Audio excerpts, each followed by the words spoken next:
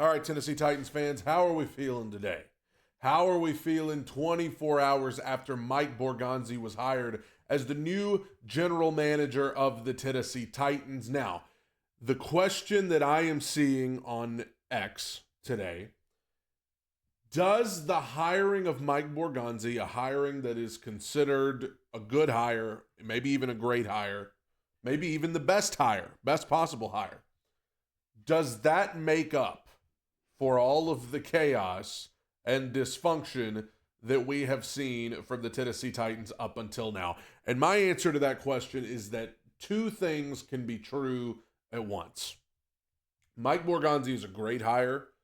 A lot of people thought he was a front runner in this cycle of hiring new GMs. A lot of people thought he should have been hired as a GM a long time ago.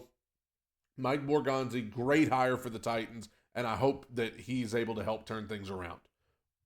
But at the same time, it does not make up for the fact that the whole Ran Carthon situation still screams dysfunction and chaos on the part of the Tennessee Titans.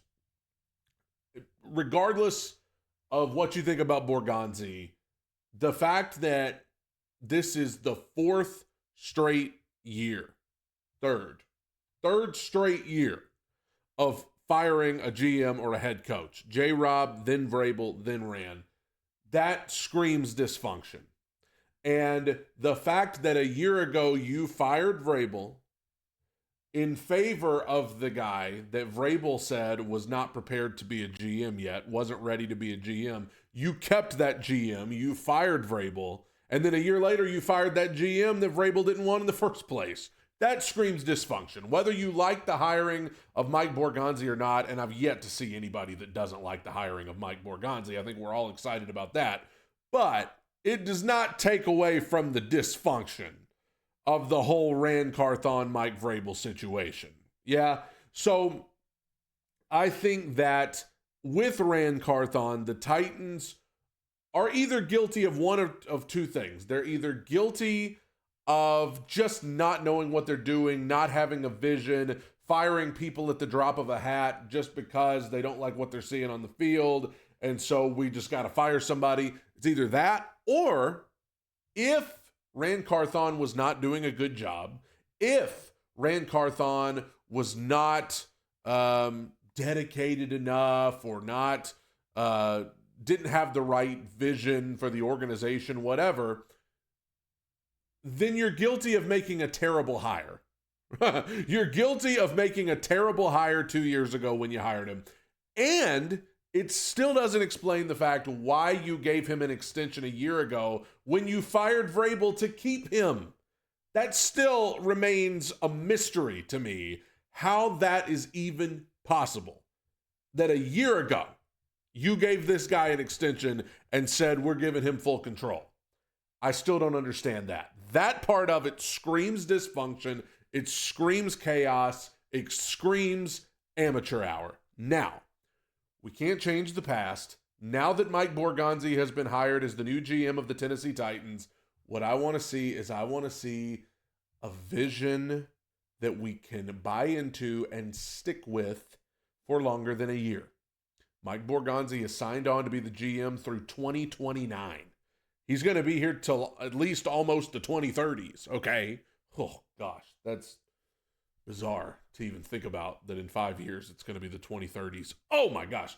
But anyway, that's another story for another time. You've got to settle in with this guy. I don't care if the Titans are terrible in 2025. You cannot come in here and start firing people, and you've got to settle in with Mike Borgonzi, give him the keys to the car, and let him drive it a while. You've got to decide that now.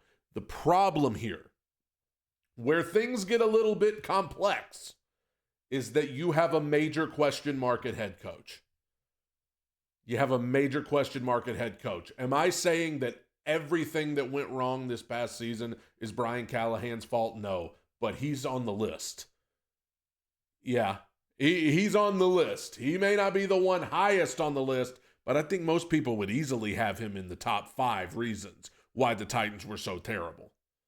Now, am I saying Brian Callahan can't get better at his job? Of course he can get better at his job.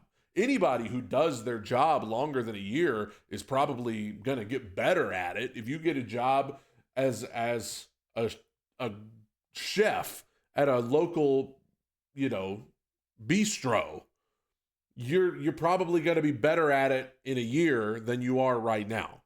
So I think Brian Callahan can get better, but he is a major question mark. He is the biggest question mark with this organization right now. Because if he comes out and he sucks again in 2025, what are you going to do? That's what scares me the most about drafting Cam Ward or Shedeur Sanders. I don't want those guys to have to learn a new system going into their second year in the NFL. And that's what's going to happen if you draft one of them and then fire Brian Callahan at the end of next season or in the middle of next season. I don't think that a lot of people want to hear this, but if you draft Cam Ward or Shedeur Sanders, I think you are almost obligated to stick with Brian Callahan past 2025. I mean, when you hear people like Peyton Manning and Tom Brady coming out and saying it is not fair to these young quarterbacks to be changing the system after their first year and negating all of that progress that they may have made. Caleb Williams is living this right now in Chicago. Will Levis lived this with the Titans. Marcus Mariota lived this with the Titans numerous times. You got to stop changing the system every single offseason or every other offseason. So if you draft Cam Ward or Shedeur Sanders, I think you need to kind of be married to Brian Callahan and Mike Borgonzi for at least another year. And I know people are skeptical about Brian Callahan, to say the least, but I don't want to have to get a new system for Shedeur or Cam Ward to learn going into their second year. That's not a recipe for success. And you know it. You know it and I know it. So I don't know. I know they need to settle in with a vision for the future, but Brian Callahan's a huge question mark, and I don't know if that's going to play a factor in what they do in the draft. If behind closed doors, if Amy Adams Strunk and Chad Brinker and Mike Borgonzi, if they're really skeptical about Brian Callahan, could they maybe punt this thing and say, hey, we don't want to draft a quarterback and then them have to learn a new system because we're really, I know publicly they're saying, oh, we think Brian Callahan's going to improve. He's going to get better. I know that's what they're saying publicly, but privately behind closed doors, are they maybe saying, hey, we're not really sure about this guy. Do we need to wait and draft a quarterback later once we know what we have with this Brian Callahan? I don't know. And then again, if that's how you feel about him, why didn't you just fire him too? It's what I said after they fired Rand. If you're going to fire Rand, let's just clean house and start over. Let's get Mike Borgonzi and a new head coach. But instead, we're sticking with Brian Callahan, and the best thing that could ever happen for this organization is for him to come back in year 2 and be a much, much better head coach and play caller. Because if he doesn't, we're still finding that new vision in a year. Let me know what you think. Bye.